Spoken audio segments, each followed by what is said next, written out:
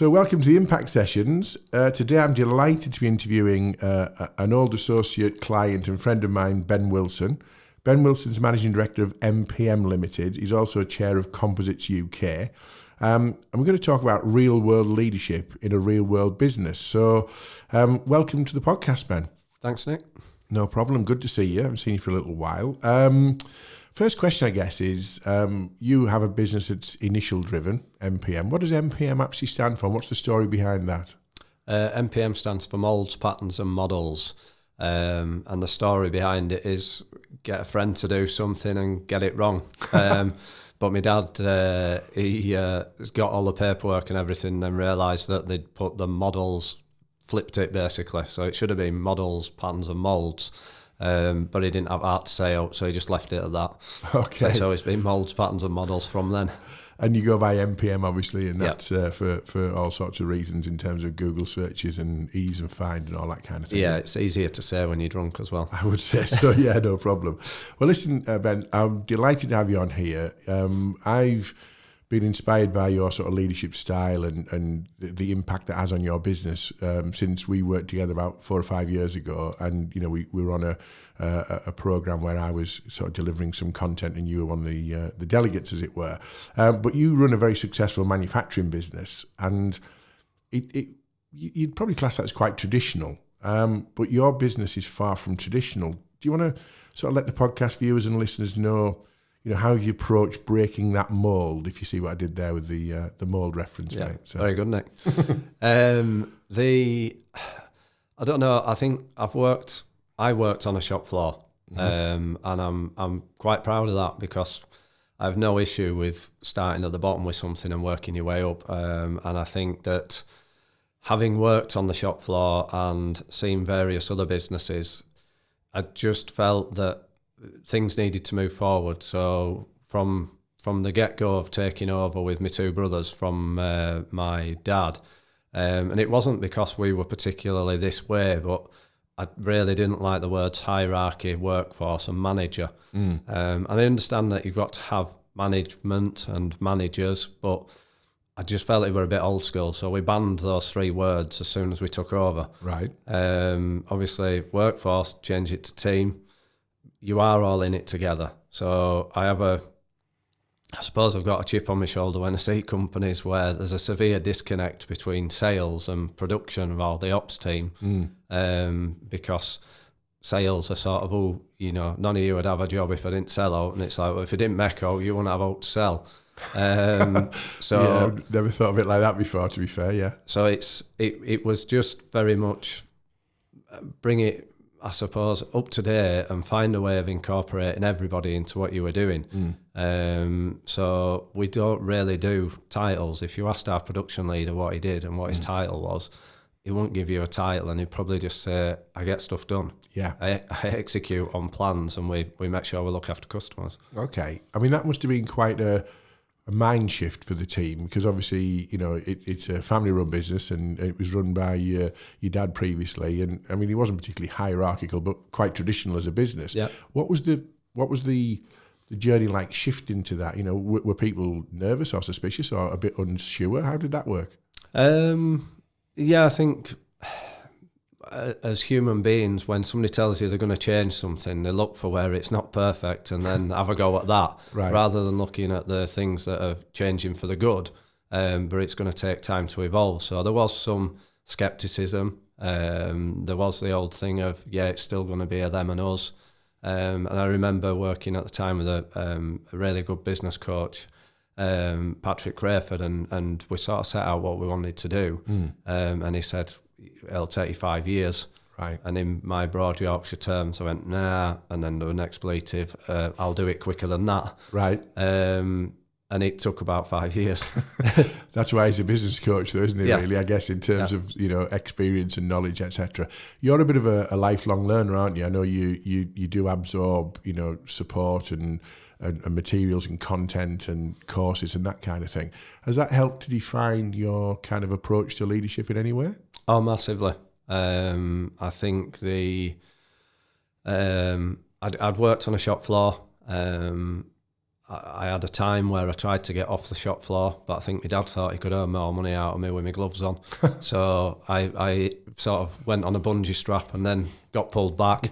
But I'd sort of got to the age of 34 blaming everybody else for my lack of progress. Right. And Patrick did sit me down and listen to me probably for a good session.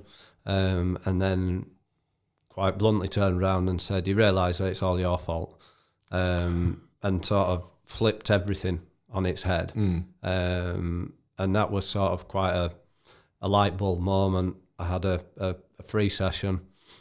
I actually came out of it thinking, I know everything there is to know about MPM and absolutely sod all about myself or running a business. Wow. And so that learning then became the business coaching. I always think it's good to have an external perspective on your business, because if you watch your baby grow up, you don't realise that they're growing and changing and everything else. And it's very similar with a business. Nobody likes being told they've got an ugly baby. Why would you tell anybody you've got an ugly baby? Fair point. And it's the same thing. If it's your business, you're quite emotionally attached to it, and it's quite hard to take sometimes, but you won't see it because you're bang in the middle of it. So we had a business coach and a business mentor, so they developed more of the operational side. The business coach generally rinsed my brain about once a month. Very frustrating at times. And then did the Goldman Sachs 10,000 Small Businesses, which again, I'd done quite a bit of the coaching, so a lot of the KPI things and everything else were in place, but it was still one of those where you came away from it, and some bits you might not think that you've taken anything from it, and then a year later you do something and think, oh, yeah, that's where that came from. Little light bulb, as it were, yeah. Okay. So how would you describe your leadership style right now, and how was that forged and evolved from when you first took over the business with your brother into where you are now at MPM? Well, I think first off, when we took over, the three of us sat down and said, right, roles and responsibilities. This is mine, that's yours, that's yours. Work's work, it stays at work, don't take it home. Family business is very tricky, and for a good 15 years there'd been more emotion involved than there needed to be. Tough Christmas dinners and things if you're not careful, aren't they? Yeah, yeah, very. But mine was quite autocratic. And up until doing, some people are quite sceptical on disc profiling and psychometric testing and everything. And I did my disc profile, sat down with Patrick and told him that I completely disagreed with it. That's not me. And then we sat down and went through it for an hour and went, oh yeah, that is me. So my style was quite, do it that way. I know what to do, so do that, and that. Well, we've got a psychometric specialist coming on later in the podcast series, so that'll be an interesting listen for you. I'm a big fan. Yeah. And I think it's good to learn about yourself, but how it affects others as well. But my pressure points or weaknesses aren't the leader that I want to be. But rather than hiding behind that as an excuse and going, well, that's who I am, which is what I did for a good 15 years. I think I used the phrase, well, I wear my heart on my sleeve as an excuse for being an angry little man. But working more towards the having more empathy and coaching the team. I mean, genuinely, I like the coaching and supporting side. So I'd much sooner be in the background of the business, coaching other individuals so that they're being the best version of themselves and offering what they do to the customers, rather than it being reliant on key individuals. Okay.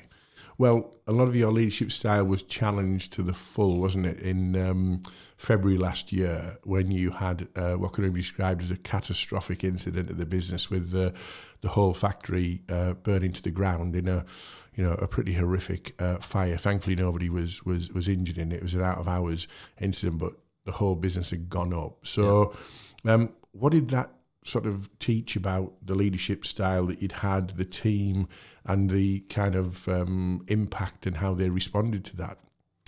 I think first off, it showed where you need to blend leadership styles, because to be fair, for the for probably the first week, 2 weeks, my autocratic style was required. But it will be to get things done, won't it? Yeah. I would imagine at that stage, yeah? So you've literally got that emergency thing, and it's like, you ain't got time to waste. So we can't sit around on, let's have a meeting, let's have a vote, let's do this, let's do that. It was very much, we need to be in a building or we're going to lose customers and we'll lose the business, we'll lose the team. I think from a team perspective, it was one of the, I suppose, if you can pull an opportunity out of it and a highlight, the highlight was that you could see the culture it probably had taken that 5 years, but you could see it acting as a catalyst for pulling everybody together. And the whole, our strapline was one team, one vision. After the fire, it changed to Stronger Together, but the team changed that because that was their hashtag on the WhatsApp, on Facebook. Whenever they were communicating, and we said, right, we'll go with that. And it's, I suppose, how can you say that something's enjoyable after that? It was catastrophic. We lost everything. Yeah. But for me, I'm competitive, so I enjoyed the challenge. But I enjoyed watching how the team managed to actually pull it back together. And once the emergency bit was over, it was back to, right, how do we get the team to push that forward? And some of the changes, some of the, I suppose, process changes, because we're in a different building, you could see all of that growing and people growing as the business grew. But it was their changes. They were owning those changes, weren't they? You weren't necessarily dictating every aspect of what needed to be done. You had to, I guess, reach out and trust your teams to make it happen and work out these kind of challenges, didn't you? Yeah, I think it's, most business owners, whether they like it or not, will be some level of control freaks. So delegating anything can be quite a challenge, and some find it easier than others. But it's, putting the trust in the team. If it's not catastrophic and it's not fixed, I think if you put in a £250,000 machine in a building, you don't want to be moving that too many times. It wants to be guaranteed. Yeah. Some of the ideas from the team, let them run with it. Because if it don't work and they don't like it, unless it's fixed or it's catastrophic, they will learn from it. It can be quite frustrating at times, but that's all part of their learning. And unless they're doing it, unless they've got a few failures along the way, they're not going to learn as quick either. But you don't learn anything by not making any decisions either, do you? You don't learn anything. Nobody learns to drive by sitting in the passenger seat, do they? So same principle, really. Yeah, it's I've put people in positions before they've been ready and sort of kicked them in deep end and said, go have a swim. Let's see if you can swim. Yeah. Because sometimes there's not always a fixed career path or a fixed way of doing something. And I think for me, it's looking at different people's strengths and attributes. And, you've got to pick your times right. But even for me, there's been a lot of failures along the way where I look back and I think, yeah, too soon, or why did he do that, or that there were too much in trends of how things were happening or people were performing that it should have been picked up and gone. Either stop it, change it, tweak it, whatever it might be. Yeah. Okay. Well, that's interesting. What was the time scale on your getting back up and running then to, well, A, some kind of level of production, and then B, back to, a better version than you were before then? What was the timescales on that then, Ben? About 9 working days to get into a new building. Wow. 14 working days to producing something out of that building. 3 months to being back up to 80% capacity. And for 2018's turnover figures, we were only 0.4% off 2017's figures. Wow. Okay. I mean, that says it all. It's not just about leadership style, but it is about kind of, team attitude and everybody sort of, like you say, stronger together being the absolute sort of mantra for the business now, isn't it? Yeah. I think, from any business, it's it'd be a reflection of the leader or leaders within the business. And if they're not looking to learn, adapt, improve themselves, and you've no right to expect the rest of the team to do that. I like a conversation we had however many years ago it was. My children would probably say 100 years ago because they think everything is sort of binary and pre-internet. We had a conversation a while ago, and it was along the lines of you don't answer questions that you know your staff know the answer to, do you? You sort of have that, give me some solutions, give me some options, rather than say, what should I do, boss, and answering it. That's quite a cultural thing, isn't it? Trying to make them come up with options and solutions rather than just the easy things, just to tell them what to do, isn't it? Yeah, I think it's a massive challenge. You've got to be very aware of it. The easiest thing in the world for me is if I think I know the answer, to sort of go, do that. So the questioning, and sometimes I've just got to slow myself down, and it's just, even if it's just a simple why, to engage my brain, but actually flip it back to the individual to, look at many things. You look at the problems on the periphery, but if you actually boil it down and say, what is the core problem? It's about 5 steps in. So it's, it's quite frustrating for the team because once I've started, they know that I won't sort of stop until they've taken that step down and found the core problem. But again, I'm not perfect. So there are times when I reflect at the end of a day and go, I could have just been a bit more patient there and listened more than I did speak, and just asked the questions and allowed them to get to everything doesn't have to be in a rush. I'm probably like a lot of business owners, I'm quite impatient. But you are conscious of it, which helps as well, doesn't it? You are conscious of the fact that's something that's beneficial. You're not just that sort of do this, do that, do the other. You do seem to make the conscious effort to at least engage them in terms of, what could they bring to the conversation, I guess. Yeah. It's got to be, right time, and that individual's got to be ready for it, because questioning it in the wrong way can destroy them and their confidence. So it's about picking the right times for the right conversations, and in the right environment as well. I've picked many conversations in the middle of a shop floor that should have been in a meeting room in the office or just outside at shop floor. But so it's just having that, I suppose, self-awareness and time to reflect and go, I could have done that better. It might not be that the individual got it wrong. You might have got it wrong from the outset. Okay. Let's flip this on its head in terms of your customers then. You've got a mission statement for the business that states, we forge effective and enduring relationships, becoming part of an overall team and the supply chain. And there's a bit more to it than that. But so you've also got a set of published values as well. Cynically, I just ask the question, are these just marketing props, or do they have a genuine impact on your business and your customer relationship? No, they're not just a marketing prop. I can understand why you'd be sceptical or cynical. I'm asking that on behalf of some of the listeners and viewers who may be sceptical and cynical. I'm absolutely not on that basis. Yeah. I'm sceptical at best of times, so you've got every right to ask. I think for us, the sort of mission and vision and values, I'm probably a little bit different, because some people say if they walk around your factory or office or whatever else, and the guy on the shop floor can't quote all the values, they're not embedded. I sort of disagree, for the simple fact that not everybody's really good at exams because they're not good at retaining information. That's a fair point. And I look for actions more than words. So if somebody could reel all our values off, but I watched them and they weren't living them, I'd have a bigger issue than them not knowing the values word for word. Yeah. So if I watch for the actions and I think, yep, they're getting it, we're following that, we're doing this for the customers, we're training that guy. It's all about creating the opportunities. And I think the overall culture at MPM is very action orientated. We had a meeting with an external body recently, and they asked basically the SLT what they did, and pretty much none of us quoted a title. And we all just said, it were a different word, but we all just said we get stuff done. Yeah. And I think, Innovate's one of ours. People think that Innovate's sending a rocket to the moon. Yeah. It might be a very simple change in a process, but that's innovation.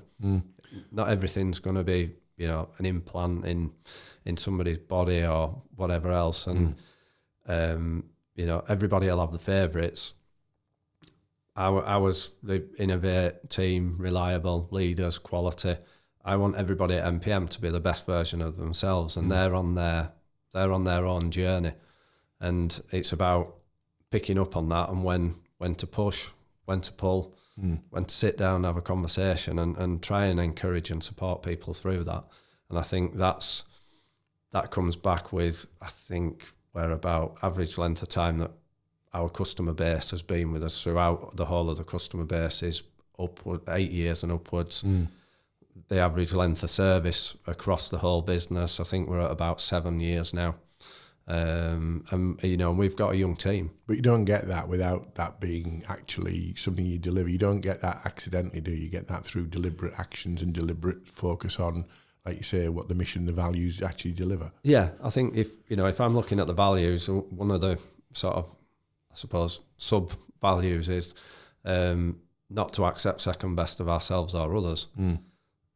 The first bit's ourselves. Yeah. Don't accept second rate, and then don't accept it of others, but be patient, not tolerant. Be patient and try and see what they're doing, how you could help them, and so on and so forth. And one of the other key ones is treat people how they would like to be treated. There's a golden rule. And don't get me. This is me. This were a coaching program, but the platinum rule. So golden rule: treat people how you'd like to be treated. Not everybody wants to be treated like me. That's a fair point. It's how they want to be treated. Yeah. So if I like a coffee white one sugar, if I'm making a coffee for somebody else and it's how I like to be treated, I'd make them a coffee white one sugar. But they don't drink that. They want a peppermint tea. Yeah. So the whole thing of, again, that conversation, I can have a very informal conversation on middle of shop floor with somebody, and they'll pick up key bits and run off and learn. There'll be somebody else, and it's like wrong place, wrong time. They'll want to sit down in the office and go through it. And they want to reflect methodical. on what they're learning. They want to think about it. They want to de-risk it and all that kind of thing. Okay. Yeah. You're obviously active in the business community. You're involved in various programs. The 10,000 Small Businesses alumni for Goldman Sachs. I know you're the chair of Composites UK. So you get it out and about from within MPM. So are there any sort of leadership styles that you still see that surprise you in 2019? There's a lot. There's, I suppose, from taking over MPM, there were a lot of businesses that we went into, and it was quite aspirational. Look at that, that's shiny. And I'm quite proud of what we do at MPM. I know that we will be quite individual, but I still see a lot of businesses where, there's nothing, everybody will run the business in their own way. And I think that's one of the other things as well, where maybe 5 years ago I'd be a bit like, well, yeah, let's be a Me Too business, let's be like them because they look really good. On the surface. Yeah, but one of our values is leaders. Well, what do I need to be like them for if we're going to be at the forefront? I still don't get the hierarchy side. And when after the fire and we'd relocated, we'd got a brand new car park being built. One of our, in fact, I told him we were lucky that my chimp didn't start dancing and get angry because production leader said, you're not going to do out stupid like put them bloody number plates up, are you? And where it says director or managing director, so you've all got your places. And I was sort of, Johnny, you know me better than that. But even just simple stuff like that. And I think, especially in manufacturing, the perception of what can be happening. I've seen another business where, they were pretty busy. They were a growing business. And the MD got the guys on the shop floor to valet his car once a week. And that's just not me. It's like, let's take it round corner and take it to car wash. Hang on, was that in 2018, 2019? 2016 probably when I saw that. Let's hope he's not getting his team to valet his car every week still in 2019. There must be so many examples of why that's not right on every level. It's just that perception of them and us. Yeah. There's some very simple things that get right up people's noses. And it might be a lack of understanding or educating us to, you work in sales yourself. If you're in manufacturing or you're in operations, sales have got an easy life, haven't they? Because they don't do all. I'll be honest with you, even if I'm a sales professional, I work with sales professionals extensively, and I always say to them, they are in the privileged role of, it's probably the most flexible role in the business, isn't it? Yep. They're out and about, they can make some calls, they can manage the time quite easily. They don't, yes, they've got pressures, they've got KPIs, they've got performance issues, but in manufacturing, they've got all sorts of issues that are fixed, aren't they? And those are fixed around the process of getting a product from, like you say, design through to delivery. And salespeople don't have to often deal with logistics, which are always a nightmare, and all the things that go with that. So, I would say that the bit you said earlier about salespeople are a little bit sort of precious about, well, if it wasn't for us, you wouldn't know anything. I do like the response from the manufacturing side saying, well, if we didn't make anything, you got nothing to sell. So you're all in it together, aren't you? Yeah, I know it's sort of simplifying things, but it's just simple stuff on a shop floor. If you're in manufacturing, everything's about lean and 5S and so on and so forth. And it's like, well, go look at your sales director's car. Is that 5S? Is it clean? Is it how you'd want to represent the company? Yeah. If it ain't, make him clean it. Yeah. And if you're on a shop floor, if you get your day completed, you might go see production leader or whatever and say, is it all right if I get off early? 9 times out of 10, you'll go, well, we could make another one of them, or we could do that, or we could do that, or can you give other lads on production team hand because they're running slightly behind? So there's very little time free, and I think the old phrase of a good manager can sit with his feet up because it means he's got everything organised. I completely disagree with that, because if our production leader were done, I'd say, what's next thing you're improving? Yeah.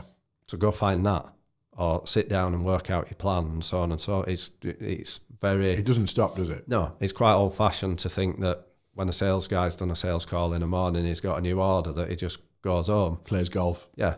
But we both know that because of that flexibility, some will, some won't. Yeah, I guess that's the case. I think that's less and less than it used to be, but certainly, there is that sort of challenge between the cultures of the two sides, I guess. Couple of quick questions to finish with in terms of the biggest lesson you've learned about yourself over the years in your role as MD. Then, what would you say the light bulbs have been for Ben? Probably 2009, that I thought I were a lot better than I was. So I realised then I had a lot of work to do.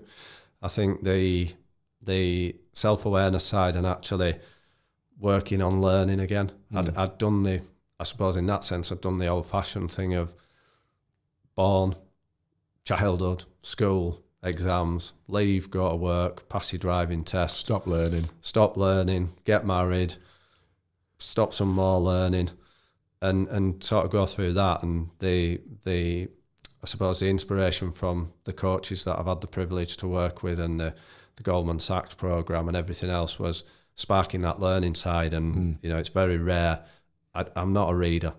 I'd read, to age 34, I've probably read 4 full books. What you need to do, Ben, you need to listen to podcasts. They're the future. They're the future, aren't they? They're the future, Ben, yeah. Unless it's me, don't listen to that. So I think the whole self-awareness side, and, I do various careers panels now going into schools, and they'll one of the questions is generally, what's the best project that you've worked on? And I always say me, because it's where you can earn the most bang for your buck. Yeah. If you're not keeping your learning up, you'll stagnate. You might get bored, so on and so forth. I think it's the number one thing is you, and as a leader within the business, everybody's going to look to you, and it can be quite minor things sometimes on perception and so on and so forth.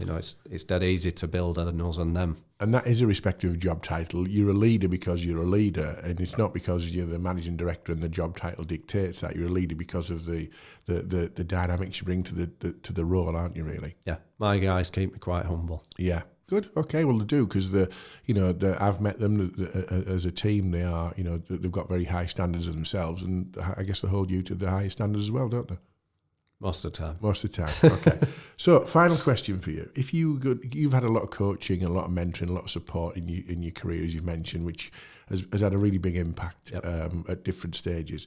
So, if you were going to advise, mentor, or coach a new or developing leader, so what would be the best or most practical advice you could do and offer them to create the right culture for what they're trying to achieve? As it just goes back to, it starts with you, and there's many times I see people sort of they're going off and doing something else or sweeping the neighbour's doorstep, but their own doorstep's filthy. And it still starts with you and what you can impact, and the environment and the people around you. It's what difference do you want to make? It doesn't matter whether it's a smile, whether it's a particular task or the way you go about something. It's about every interaction you can have an impact on something or somebody's life. And I think the main thing is working on yourself and wanting to make a difference. But be happy doing that. I'm not another MD. I'm me, and I wouldn't expect another MD to be me. If somebody's got quite a structured hierarchy, if that's working for them, great. I do think that the world is changing. I think we need to be doing more in creating different opportunities for people. I think even coming from education, I think it's brilliant that we've got some really high-tech engineering and some of the service sector stuff and all the marketing that you need for manufacturing and so on and so forth. But if we get rid of manufacturing or too much of the stuff where people like working with ease, and where some people need an entry-level job because they didn't like school. So if they don't like school and they don't come out with the grades, what they're going to do. Yeah, what they're going to do. And that area of society can only get worse if we're not supporting it, because if there's no jobs there, what are they going to do? So creating those opportunities and giving people a chance. I've heard some horror stories for, what certain individuals have been called by other bosses in businesses. I won't repeat it in podcast, but I was horrified.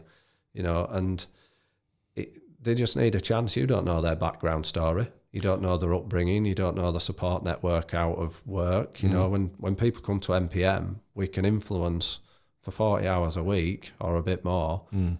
But when people go home, you've no idea what they face when they walk through the door. You've no idea where their journey's been and how they've got to where they are. So, 10 years ago, I'd have been like, I couldn't care less. Do that, let's get on with that. And you're either performing or you're not, and if you're not here type thing. Yeah. Okay. So I know it frustrates a lot of people. That'll be quite patient. But I quoted it the other week, because I don't mistake kindness for weakness. But I tend to work on the empathetic side of, what is going on in somebody else's life. There's sometimes you can't drag a horse to water, and when you do, you can't get them to drink. But I sort of won't give up just because there's a few that drop by the wayside. Okay. Because I think you can make a bigger difference. Okay. Ben, that's been absolutely fantastic, inspirational for our viewers and listeners, hopefully. Just an insight into leadership, impact, culture, all those things in as I said at the start, what could be considered a fairly traditional business and a business model. So it's been an absolute pleasure having you as my guest. I'll see you at the Composites UK Awards dinner at the end of the month, which I'm looking forward to being part of. And thanks for being my guest. Thanks for having me, Nick. Cheers.